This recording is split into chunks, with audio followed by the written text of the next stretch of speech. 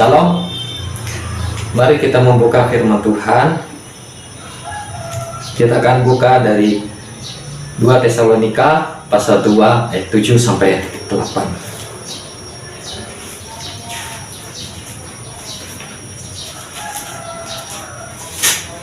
2 Tesalonika pasal 2 ayat 7 sampai 8. Karena secara rahasia kedurhakaan telah mulai bekerja, tetapi sekarang masih ada yang menahan. Kalau yang menahannya itu telah disingkirkan, pada waktu itulah si pendurhaka baru akan menyatakan dirinya. Tetapi Tuhan Yesus akan membunuhnya dengan napas mulutnya dan akan memusnahkannya kalau ia datang kembali. Amin. Nah, firman Tuhan berkata dalam 2 Tesalonika pasal 2 ayat 7 sampai 8 bahwa secara rahasia kedurhakaan telah mulai bekerja. Nah, kedurhakaan adalah dosa atau kejahatan, ya. Nah, jadi secara rahasia kedurhakaan telah mulai bekerja. Jadi kejahatan ya sudah mulai bekerja, ya. Nah, kemudian di sini dikatakan tetapi sekarang masih ada yang menahan. Nah, apa yang menahan dari kedurhakaan ini? Ya, apa yang menahan dari kejahatan ini? Bahkan kejahatan yang besar, apa yang menahan? Ya, nah, apa yang menahannya?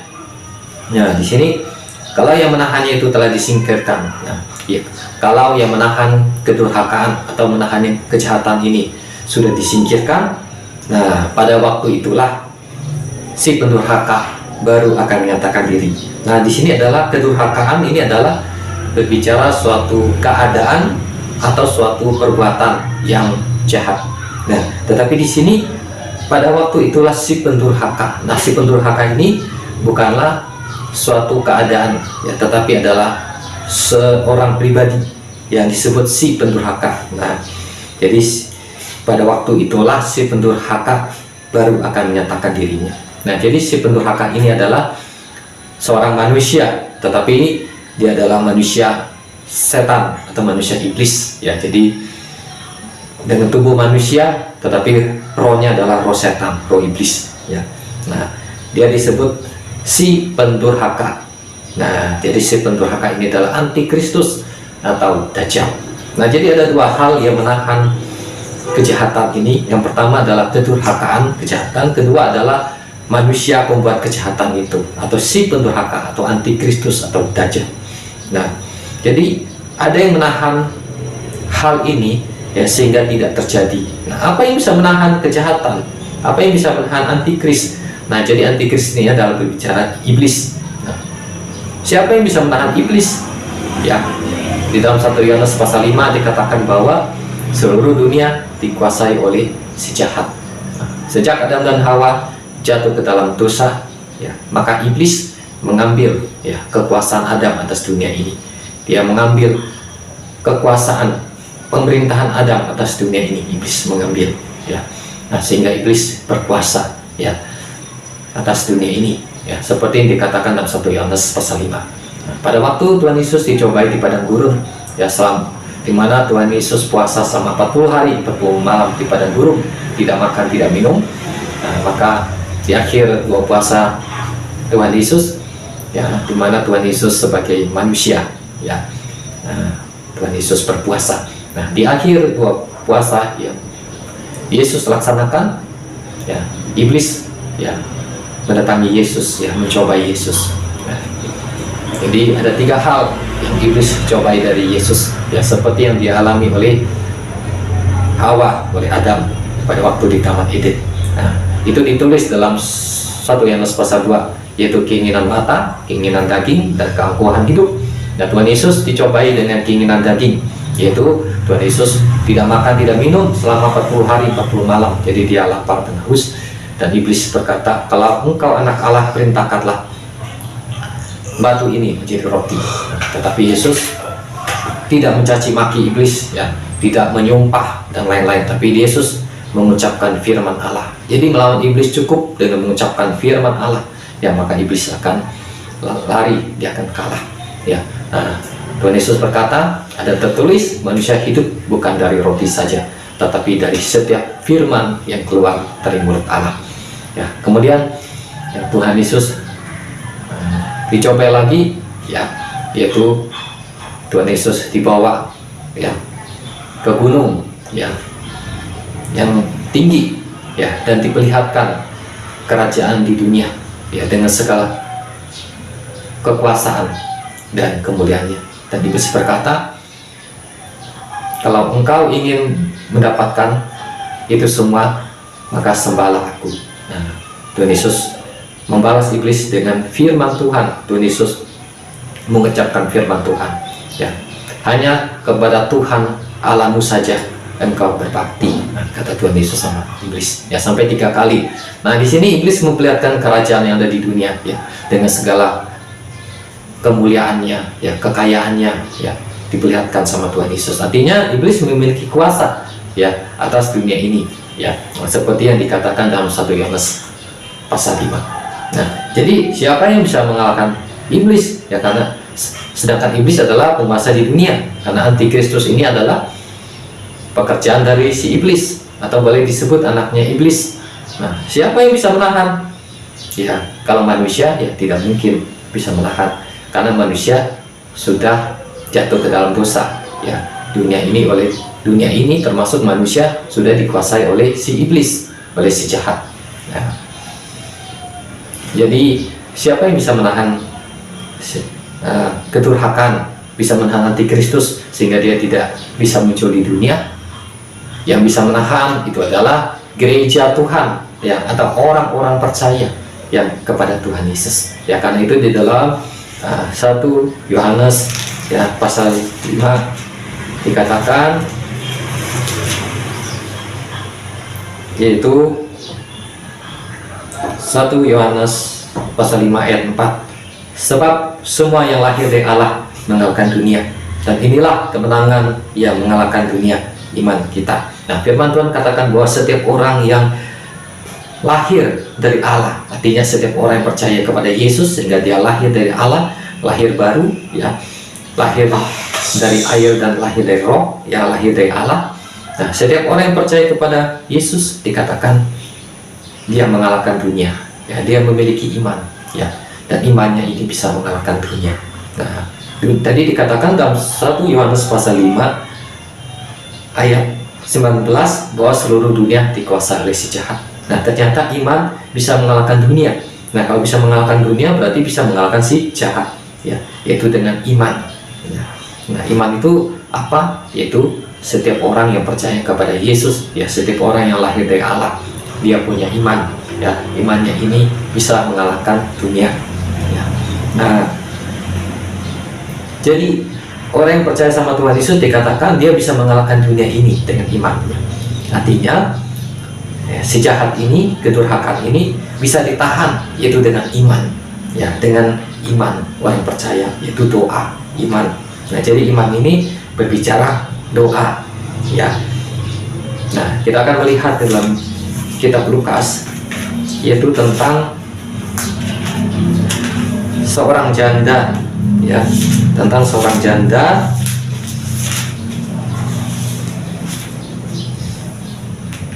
yang mendatangi si hakim, ya. Nah, itu dalam Lukas pasal 18 ayat 1 sampai 8. Nah, di sini itu di ayat 7 sampai 8.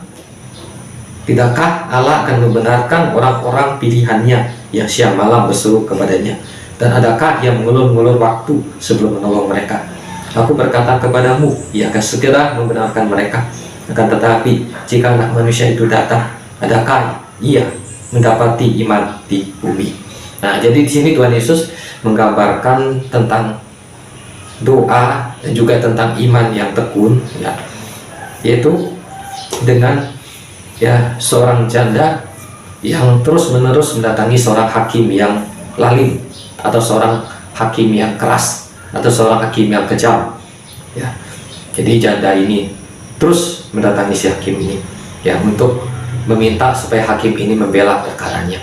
Ya, tadinya si hakim tidak mau, ya, dia tidak mau menangkapi janda tersebut, tetapi karena janda tersebut dia tekun terus mendatangi si hakim, terus.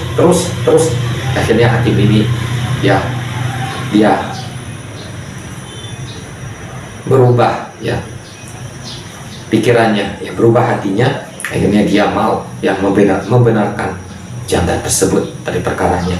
Nah, di sini Tuhan Yesus berkata di ayat 7, demikian juga ya, kalau orang benar atau orang percaya umat Tuhan berdoa siang dan malam, ya Allah itu akan mendengarkan doanya. Ya, kemudian ayat ke-8, kalau Tuhan Yesus datang, adakah ia mendapati iman di bumi? Nah, jadi di sini doa yang berhubungan dengan iman di sini, dan iman berhubungan dengan doa.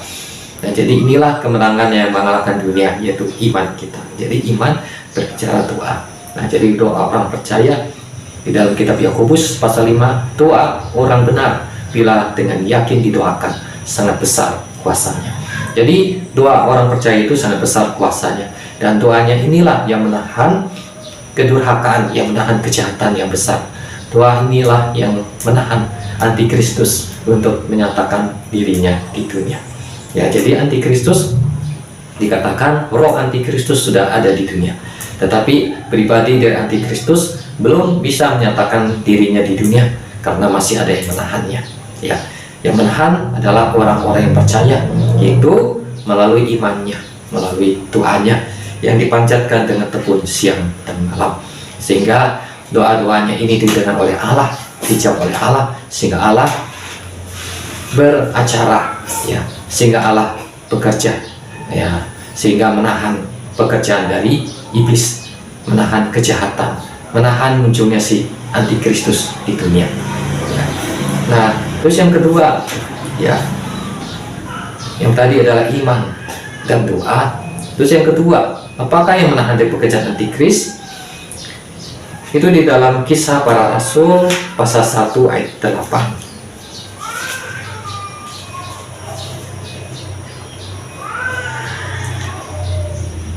Tetapi kamu akan menerima kuasa kalau Roh Kudus turun ke atas kamu, dan kamu akan menjadi saksiku di Yerusalem dan di seluruh Yudea dan Samaria dan sampai ke ujung bumi.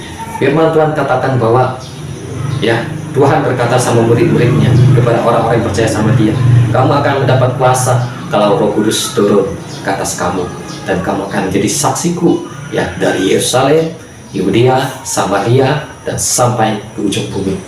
Nah, di sini dikatakan orang-orang percaya ya akan menerima kuasa kalau Roh Kudus turun kepada mereka.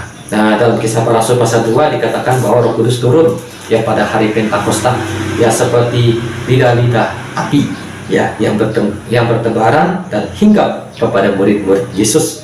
Nah, dikatakan ketika mereka dihinggapi Roh Kudus, atau ketika Roh Kudus memenuhi mereka, Kisah Para Rasul pasal 2 ayat 4 dikatakan, maka mereka berkata-kata dalam bahasa-bahasa yang baru. Dalam Kisah Para Rasul pasal 10 ayat 19 dikatakan ya, orang-orang yang percaya kepada Yesus, mereka menerima Roh Kudus dan mereka berkata-kata dengan bahasa roh. Nah, jadi di sini ketika Roh Kudus turun, Roh Kudus memberikan kuasa, mereka juga berbicara bahasa-bahasa yang baru, mereka juga berbicara pakai bahasa roh. Nah, jadi di sini Tuhan Yesus memberikan kuasa ya kepada murid-muridnya, kepada orang-orang percaya, yaitu melalui Roh Kudus. Nah, dan ketika Roh Kudus turun, maka mereka bisa berbahasa roh ya, berbicara dengan bahasa-bahasa yang baru, yang bisa berbahasa roh ya. Nah, itu dikatakan dalam Markus 16 ayat 17 sampai 18 dikatakan, tanda-tanda ini akan menyertai orang-orang yang percaya. Mereka akan mengusir setan-setan demi namaku, mereka akan berbicara dalam bahasa-bahasa yang baru bagi mereka, dan seterusnya. Ya, ada 5 tanda. Nah, jadi di sini ya Tuhan Yesus memberikan kuasa ya kepada murid-muridnya melalui Roh Kudus. Nah, apa kegunaan dari kuasa ini? Nah, kita akan melihat di dalam Lukas pasal 10 ayat 19. Salah satu ya kegunaan dari kuasa tersebut, Lukas 10 ayat 19.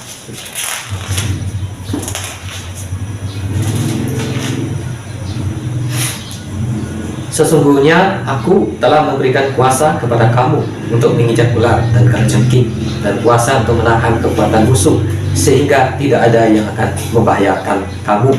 Amin. Nah, di sini firman Tuhan katakan, sesungguhnya aku telah memberikan kuasa kepada kamu, ya, kepada murid-muridnya, kepada orang-orang percaya. Nah, kuasanya ini untuk apa? Yaitu untuk menginjak ular dan kalajengking, ya. Nah, di sini ular dan kalajengking ini bisa berbicara ular dan kalajengking secara fisik, secara jasmani, tapi juga bisa berbicara ular dan kalajengking secara arti rohani, ya. Nah, secara arti rohani, ular dan kalajengking ini adalah iblis, setan, roh-roh jahat, kuasa kegelapan, ya, ataupun manusia, ya, yang memiliki ilmu, yang memiliki kesaktian, ya, dimana ilmu atau kesaktian ini dia dapatkan dari iblis, ya. Nah, dari setan, dari roh-roh jahat. Nah, jadi mereka punya kuasa untuk menginjak ular dan kalajengking. Jadi menginjak, ya.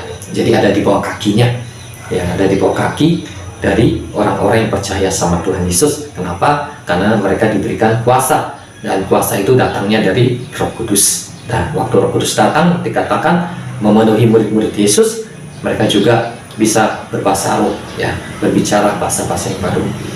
Nah, kemudian di sini, dan kuasa untuk menahan kekuatan musuh. Nah, terus yang kedua, yang pertama menginjak ular dan kalajengking. Terus yang kedua adalah kuasa untuk menahan kekuatan musuh. Nah, sehingga tidak ada yang akan membahayakan kamu. Jadi kuasa Tuhan Yesus di sini lebih tinggi dari kuasa iblis, ya, lebih tinggi dari kuasa yang ada di dunia, ya. Nah, lebih tinggi daripada kuasa kegelapan yang ada di dunia, ya. Karena itu di dalam 1 Yohanes pasal 4 ayat 4 dikatakan, roh yang ada di dalam kamu lebih besar daripada roh yang ada di dalam dunia.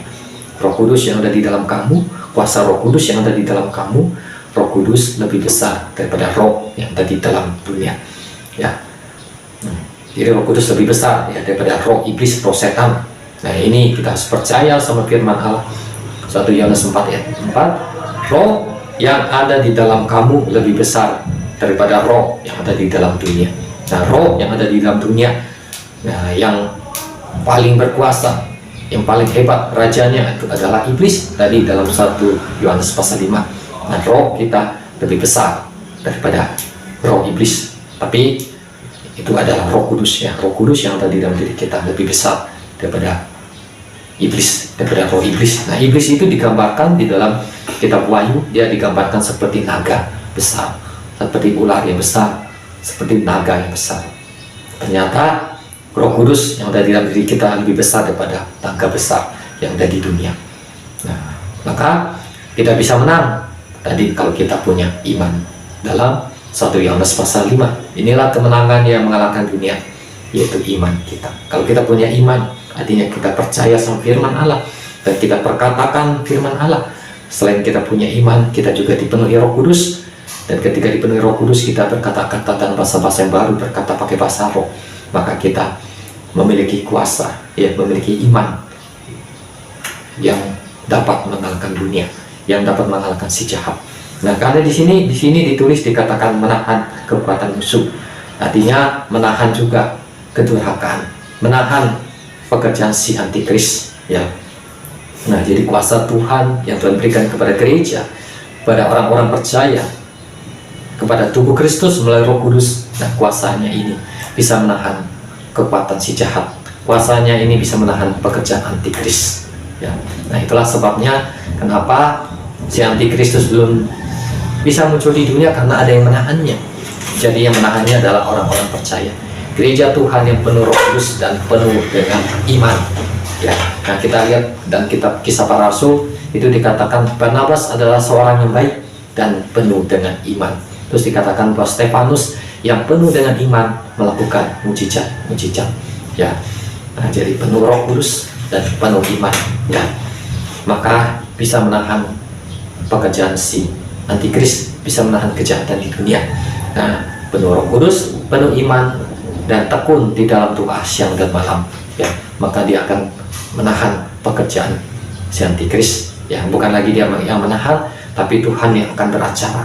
Tuhan bisa mengirimkan malaikat-malaikatnya, Tuhan bisa memakai orang-orang ya untuk melakukan kehendak-Nya, sehingga bisa menahan kedurhakaan, bisa menahan kejahatan, bisa menahan munculnya si antikris. Nah, ini perlu dipahami oleh gereja Tuhan, bahwa gereja Tuhan diberikan kuasa oleh Tuhan Yesus tadi, ya bisa menginjak ular dan kalajengking, ya tidak perlu takut sama si iblis, sama setan, walaupun iblisnya, setannya sebesar apapun. Jadi kalau dalam kitab Wahyu itu naga tua, ular tua, naga besar, ya walaupun naganya sebesar apapun, apakah dia mau sebesar gunung atau berapa kali lipat dari sebesar gunung, tetap roh yang ada di dalam diri kita itu, Roh Kudus itu lebih besar, ya. Nah, kita bisa mengalahkan naga itu. Bahkan sangat sederhana untuk mengalahkan si naga ini atau setan itu. Tuhan Yesus sudah memberikan kuasa otoritas kepada gerejanya. Sangat sederhana aja. Itu di dalam Markus 16 ayat 17 dikatakan, tanda-tanda ini akan menyertai orang-orang yang percaya. Mereka akan mengusir setan-setan demi nama-Ku. Nah, jadi naga itu, setan yang besar ataupun raksasa, itu bisa diusir, bisa dikalahkan dengan mengucapkan nama Yesus. Nah, tetapi nama Yesus ini harus diucapkan oleh orang yang percaya, oleh orang yang punya iman. Maka tadi dikatakan iman itu bisa mengalahkan dunia, iman itu bisa mengalahkan iblis, setan. Ya, walaupun setannya nanti jadi naga yang besar, raksasa, tapi kalau kita punya iman, kalau orang percaya punya iman, dia berkata, di dalam nama Yesus, setan, engkau pergi. Ya, atau aku ikat kuasamu di dalam nama Yesus, aku patahkan kuasamu di dalam nama Yesus, maka hal itu akan terjadi. Ya, kenapa? Karena Tuhan Yesus sudah memberikan kuasanya, sudah memberikan kemenangannya kepada gerejanya. Amin. Ya. Nah, di sini kemudian kita akan melihat di dalam Matius pasal 16. Matius pasal 16 ayat 18 sampai 19. Dan aku pun berkata kepadamu, engkau adalah Petrus, dan di atas batu karang ini aku akan mendirikan jemaatku, dan alam maut tidak akan menguasainya. Kepadamu akan kuberikan kunci kerajaan surga. Apa yang kau ikat di dunia ini akan terikat di surga, dan apa yang kau lepaskan di dunia ini akan terlepas di surga. Amin. Nah, Tuhan Yesus berkata sama Petrus, ya, engkau adalah Petrus, ya, atau disebut ya, yang arti atau Kefas, ya, Petrus atau Kefas, yang artinya adalah batu karang. Ya, engkau adalah Petrus, atau artinya engkau adalah batu karang. Nah, dan di atas batu karang ini aku akan mendirikan jemaatku. Jadi gereja Tuhan itu dibangun di atas batu karang. Nah, jadi batu karangnya ini berbicara adalah Tuhan Yesus. Ya, Tuhan Yesus sebagai batu yang hidup, ya, sebagai dasar yang kuat bagi gereja Tuhan. Nah, maka digambarkan seperti batu karang. Karena batu karang ini, ya, walaupun dia setiap hari, setiap waktu dihantam oleh ombak, ya, tapi dia tetap, ya, tetap berdiri, ya, dia tetap teguh, ya, di pantai, ya, ya, dia tetap kuat. Nah, demikian Tuhan Yesus mengatakan, menggambarkan, ya, dalam arti secara rohani, bahwa gereja Tuhan itu dibangun di atas batu karang. Artinya gereja Tuhan walaupun dihantam oleh si iblis, ya, melalui berbagai hal, apakah dengan penganiayaan, penyesatan dan lain-lainnya, tapi gereja Tuhan itu seperti batu karang, dia tidak akan roboh, ya, ya, dia akan tetap berdiri. Nah, di sini Tuhan memakai Petrus di sini secara khusus, di sini memilih Petrus sebagai seorang rasul, ya, sebagai seorang pemimpin dari gereja Tuhan, ya, bersama dengan rasul-rasul yang lain, yaitu untuk mendirikan gereja, membangun gereja, ya, yang ada di bumi. Kemudian dikatakan bahwa gereja Tuhan ini memiliki kuasa, yaitu alam maut tidak akan menguasainya. Alam maut tidak akan menguasai gerejanya. Alam maut tidak akan menguasai orang-orang percaya. Mereka tidak perlu takut kepada alam maut. Alam maut itu berbicara kematian, ya, dimana kematian ini sangat ditakuti oleh manusia, seperti yang dikatakan dalam kitab Ibrani. Siapapun manusia, baik itu raja, baik itu orang kuat, orang pintar, orang bijaksana, ataupun orang miskin, budak, atau anak kecil, orang tua, orang muda, laki atau perempuan, ya, semua manusia, dia pasti, ya, takut, ya, kepada maut, takut kepada kematian, dan juga semua manusia pasti akan mati, karena dalam kitab Roma dikatakan semua orang telah berbuat dosa dan telah kehilangan kemuliaan Allah. Kemudian dikatakan upah dosa ialah maut, tetapi karunia Allah ialah hidup yang kekal di dalam Yesus Kristus Tuhan kita. Nah, jadi di sini ya, semua manusia takut kepada kematian dan dikuasai oleh kematian, siapapun orangnya, baik itu raja maupun budak ya. Nah, tetapi di sini dikatakan orang yang percaya kepada Tuhan Yesus ya, alam maut tidak berkuasa atas dia ya. Ya, di sini tidak ditulis maut tidak akan berkuasa kepadanya ya, karena orang yang percaya ya tetap dia akan mati ya, karena dia masih memakai tubuh yang diwariskan oleh Adam dan Hawa ya, tubuh yang bisa mati. Tetapi di sini Alkitab menulis alam maut tidak akan menguasainya. Alam maut itu adalah dunia roh ya, neraka ya, alam maut ya. Nah, itu tidak berkuasa, tidak bisa menguasainya. Artinya ketika orang-orang yang percaya sama Tuhan Yesus, ketika mereka mati, mereka tidak dikuasai oleh alam maut ya, mereka tidak masuk ke alam maut ya, tidak masuk ke neraka ya, mereka tidak dipenjara oleh si iblis di alam maut, tetapi mereka akan langsung naik ke Firdaus ya, mereka akan langsung ke surga, yaitu Firdaus ya. Seperti penjahat yang ada di samping Yesus ya, sebelum dia mati dia berkata, Yesus, kalau engkau datang kembali, ingatlah aku. Yesus berkata, pada hari ini juga engkau ada bersama-sama dengan aku di Firdaus.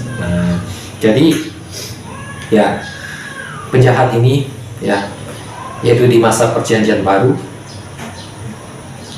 dia adalah orang yang istimewa ya, karena dia menjadi orang yang pertama ya, manusia yang bisa ke Firdaus ya, yang bisa langsung ke Firdaus ya, tidak ke alam maut ya, tapi langsung ke Firdaus ya, bersama Tuhan Yesus ya. Nah, jadi dia mendapatkan suatu kehormatan ya, sesuatu hal yang sangat istimewa dari seorang penjahat yang banyak berbuat dosa sehingga dihukum mati, seorang penjahat yang tidak punya harapan untuk masuk surga ya, tidak punya harapan untuk bisa selamat ya, tetapi di dalam Tuhan Yesus kasih karunia Allah, anugerah Allah begitu besar, itu dinyatakan ya melalui karya Yesus di kayu salib di Golgota. Ketika penjahat ini percaya sama Yesus, dia merendahkan hatinya dan dia mengaku Yesus itu sebagai Raja, sebagai Tuhan, sebagai penguasa, dan bahwa Yesus itu akan datang kembali. Dia percaya bahwa Yesus itu hidup, bangkit ya, hidup sampai selama-lamanya ya, bangkit dari kematian, punya kuasa. Dia percaya sama Yesus bahwa Yesus akan datang kembali. Nah, maka dia ya, dosanya diampuni oleh Tuhan Yesus, dia dibenarkan oleh Tuhan Yesus, dan dia menjadi orang ya, bahkan menjadi orang yang pertama di dalam perjanjian baru, yaitu orang yang pertama yang tidak masuk ke alam maut, tetapi langsung ke Firdaus ya, langsung ke surga. Nah, jadi anugerah Tuhan begitu besar buat manusia, sehingga penjahat ya yang ada di samping Yesus ya, dia bisa jadi orang, bisa diampuni dosanya, bisa dibenarkan oleh Tuhan Yesus, dan dia bisa masuk ke surga ya, bisa mendapatkan keselamatan. Nah, walaupun dia tidak bisa mendapatkan upah-upah ataupun mahkota-mahkota kemuliaan yang lebih besar lagi, tetapi dia ya sudah mendapatkan hidup yang kekal ya di dalam Yesus, karena dia percaya kepada Yesus dan dia mengaku dengan mulutnya kepada Yesus. Karena itu di dalam Roma pasal 10 ayat 9 sampai 10 dikatakan, kita tidak cukup hanya percaya kepada Yesus di dalam hati, tapi kita juga harus mengaku Yesus dengan mulut. Karena kalau kita percaya di dalam hati, kita dibenarkan, hanya dibenarkan saja. Tapi kalau kita mengaku dengan mulut, kita akan diselamatkan. Nah, ini dialami oleh penjahat yang di samping Yesus. Dia tidak hanya percaya di dalam hati, kemudian mulutnya diam, tetapi mulutnya berkata, mengakui, mengucapkan. Dia berkata, Yesus, kalau engkau datang kembali sebagai Raja, ingatlah aku. Nah, jadi ya, kasih karunia Tuhan itu begitu besar ya, sehingga orang yang berdosa, dosanya yang sangat besar, kejahatannya yang sangat besar, kalau dia mau percaya, kalau dia mau bertobat, kalau dia mau mengaku Yesus sebagai Tuhan, maka dia akan dibenarkan dia akan diselamatkan. Amin. Nah, jadi di sini Tuhan sudah memberikan kuasa kepada gerejanya, bahwa alam maut tidak bisa berkuasa atas gerejanya.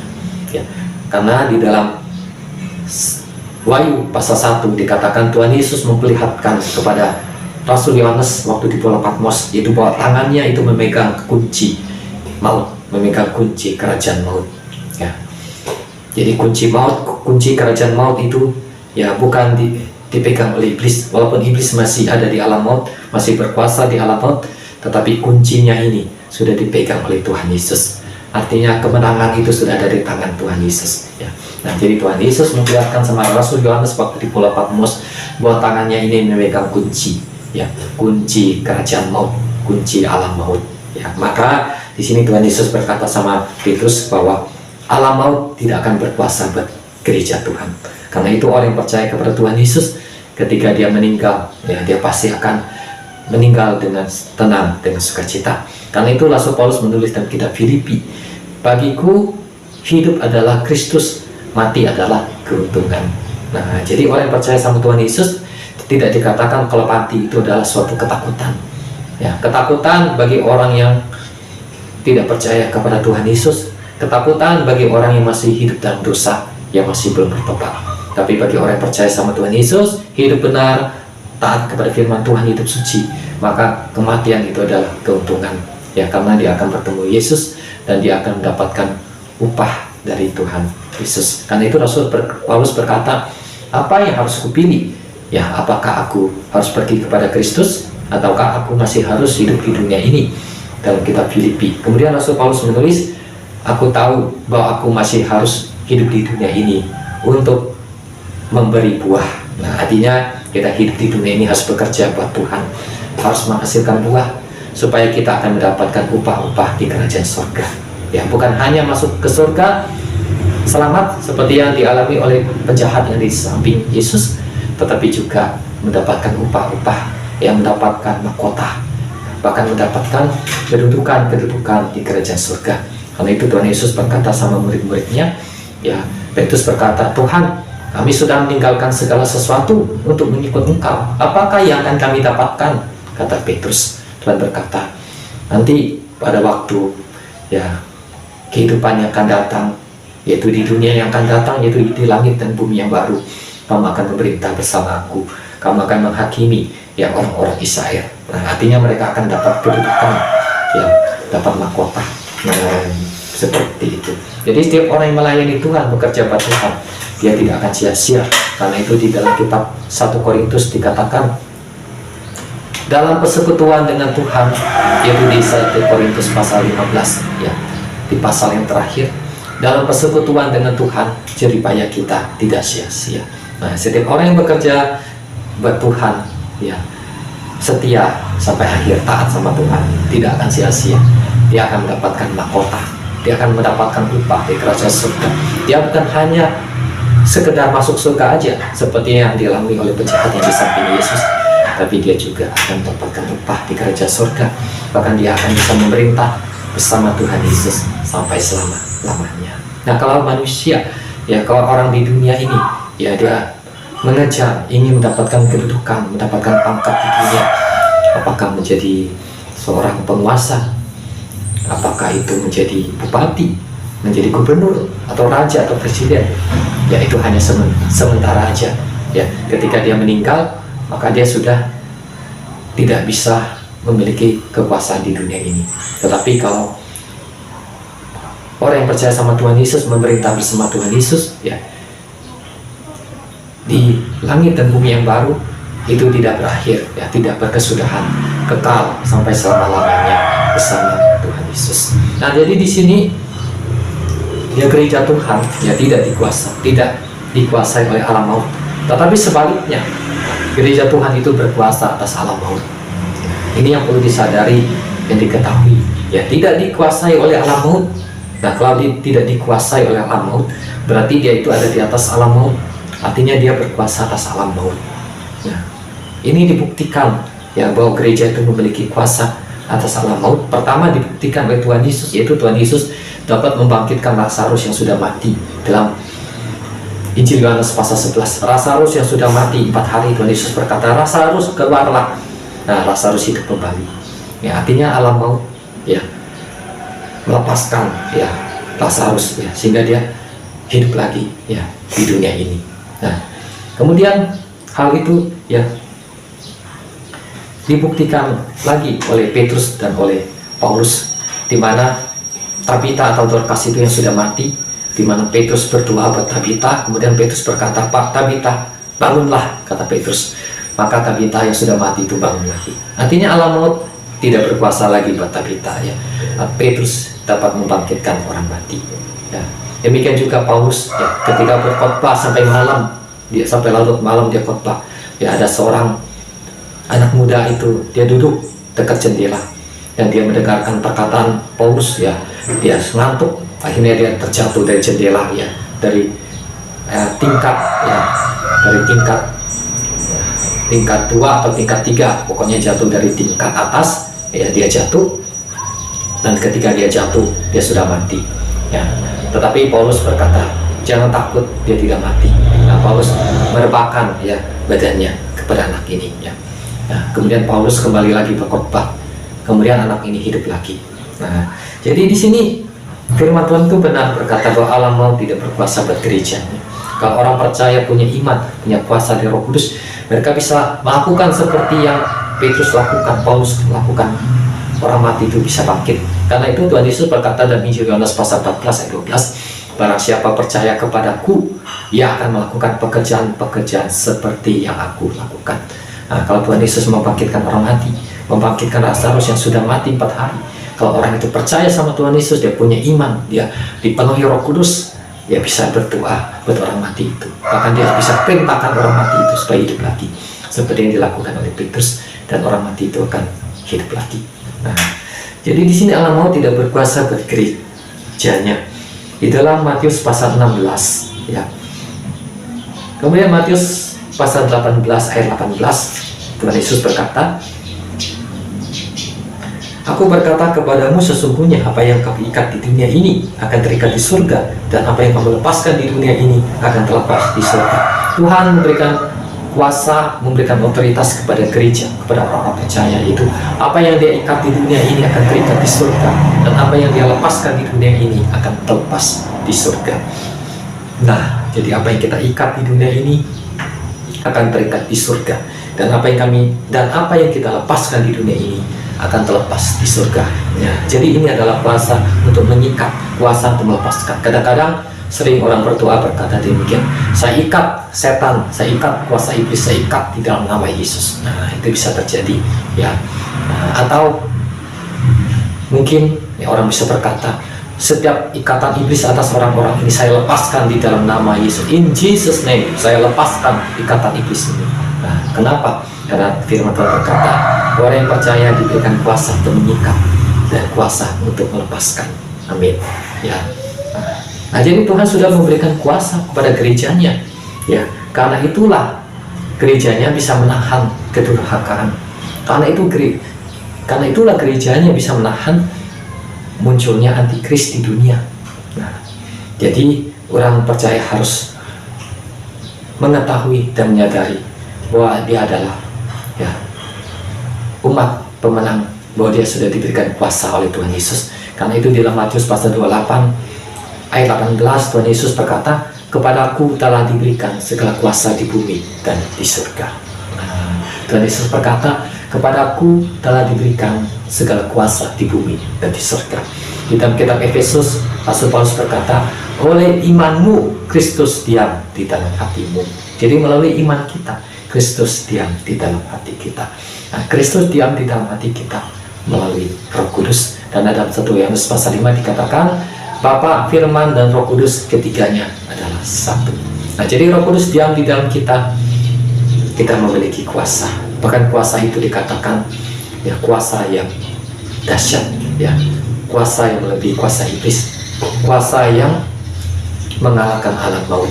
Nah, kuasa itu ada di dalam diri orang yang percaya, ada di dalam diri saya dan saudara, yaitu setiap orang yang percaya sama Yesus, setiap orang yang punya iman, dan setiap orang yang dipenuhi dengan Roh Kudus. Karena itu ketika kita dipenuhi dengan Roh Kudus, kita bisa berbahasa yang baru, bisa berbahasa roh. Bahasa roh ini harus kita gunakan, karena dalam 1 Korintus pasal 14, bahasa roh ini membangun iman, ya iman kita akan kuat. Ya. Bahkan dalam Yudas 1 ayat 20 dan Efesus pasal 6 dikatakan berdoalah di dalam Roh Kudus, berdoalah pakai bahasa roh. Nah, ini firman Tuhan menyuruh untuk berdoa di dalam Roh Kudus, untuk berdoa pakai bahasa roh. Selain iman kita dibangun menjadi kuat, ya Roh Kudus akan memakai mulut kita untuk bersyafaat, untuk berdoa kepada banyak orang, atau berdoa akan banyak hal, ya. Jadi penting ya doa pakai bahasa roh. Nah, jadi karena orang percaya memiliki kuasa, ya, dan orang percaya masih ada di dunia hari ini, maka orang percaya, saya dan saudara, perlu mengikat ya, setiap kuasa, setiap pekerjaan iblis di dunia, perlu menahan setiap pekerjaan iblis di dunia ini, perlu mematahkan, perlu mengalahkan setiap kuasa, setiap pekerjaan iblis di dunia ini, ya, termasuk menahan pekerjaan si antikris, menahan kedurhakaan ini, ya, dengan iman, dengan doa, dengan perkataan.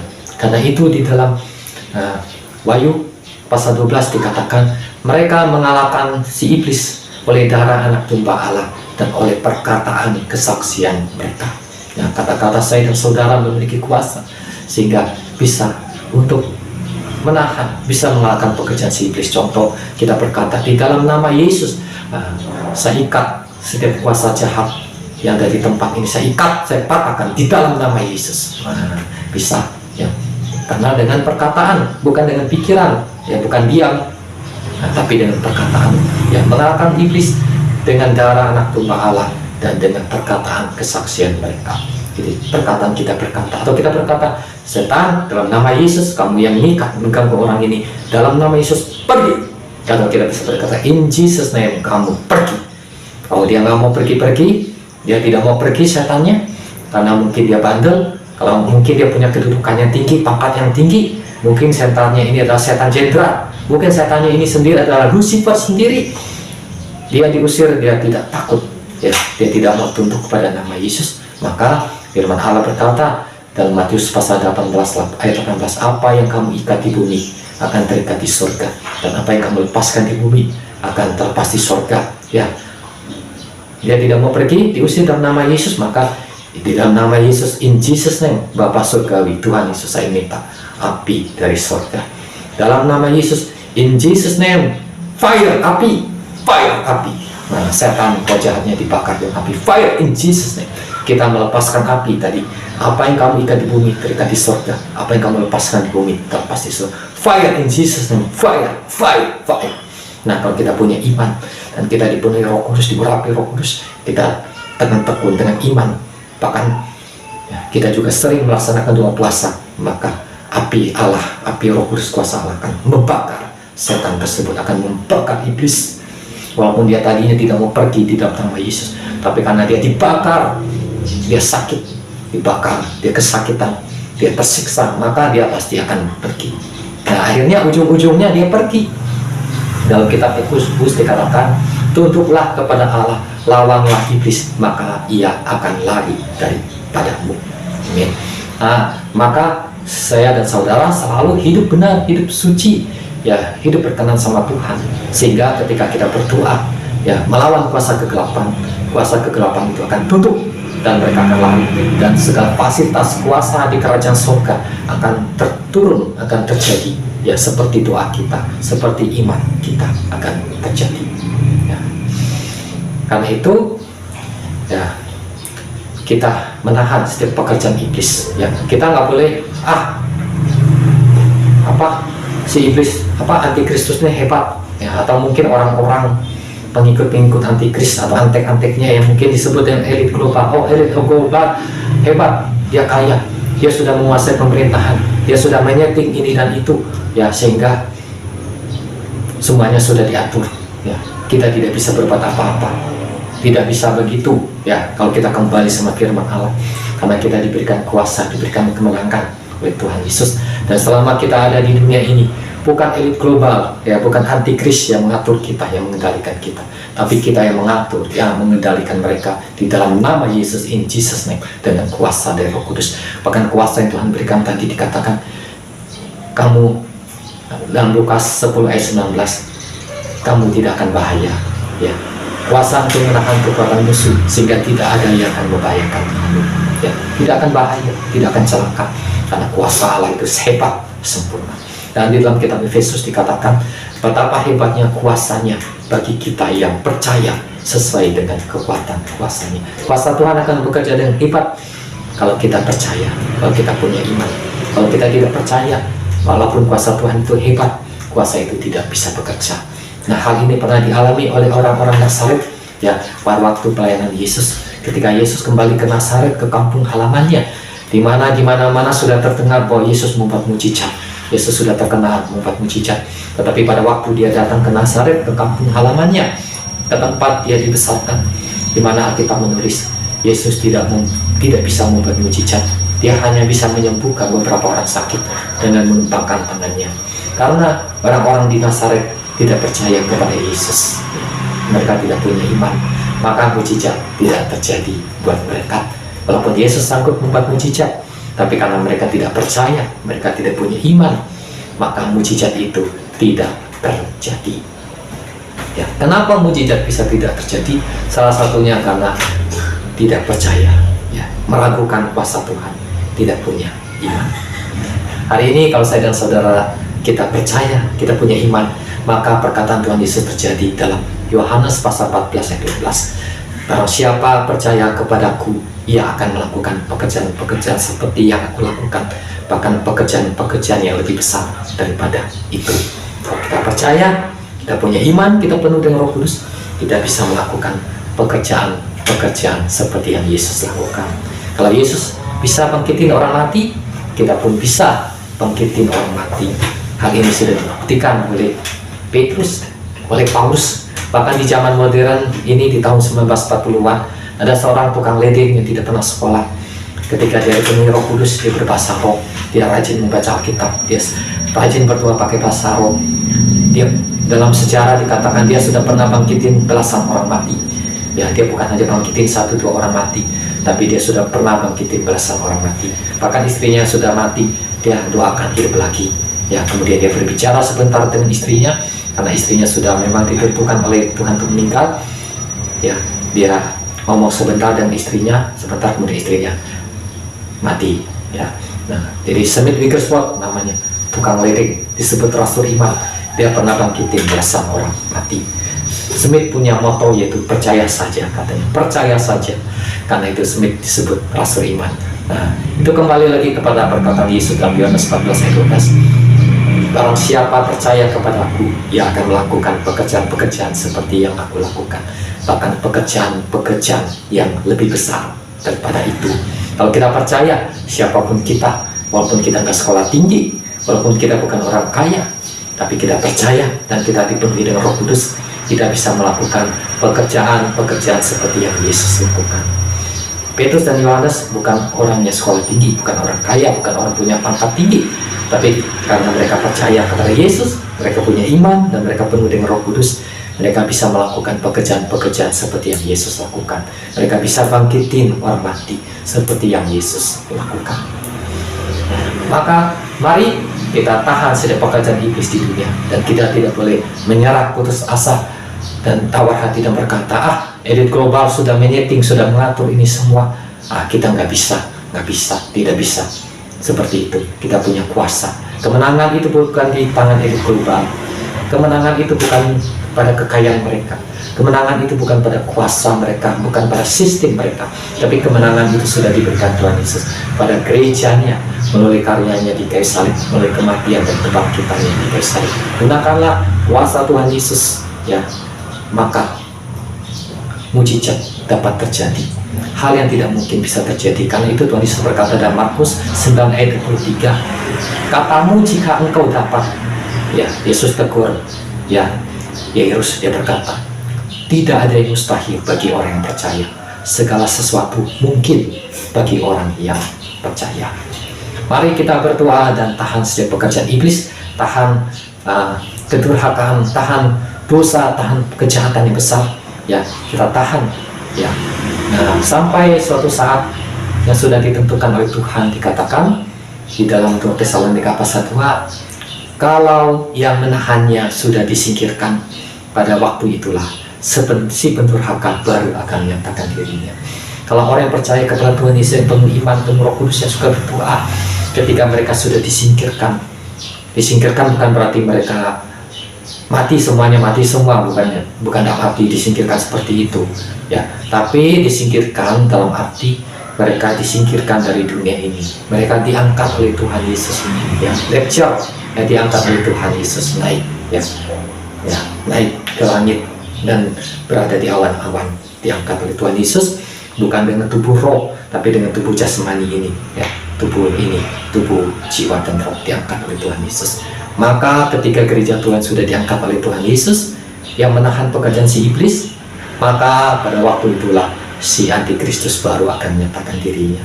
Maka pada waktu itulah dosa yang besar, dosa yang kecil akan terjadi di seluruh dunia ya, seperti LGBT ya, lesbian, homo salah satunya ya, seks bebas ya, dan lain-lainnya, semuanya itu akan terjadi di seluruh dunia ya. Karena yang menahan dosa kejahatan itu, yaitu orang percaya gereja Tuhan itu sudah diangkat, sudah disingkirkan, sudah naik ke surga, naik ke langit ya, naik ke awan-awan di situ. Maka di dalam kitab Injil itu dikatakan pada waktu Anak Manusia itu datang, dikatakan kalau 2 orang sedang berjalan di ladang, yang seorang akan dibawa, yang lain akan ditinggalkan. Kalau ada 2 orang sedang tidur di tempat tidur, yang seorang akan dibawa, yang lain akan ditinggalkan. Kalau ada 2 orang sedang menyilang, yang seorang akan dibawa, yang lain akan ditinggalkan.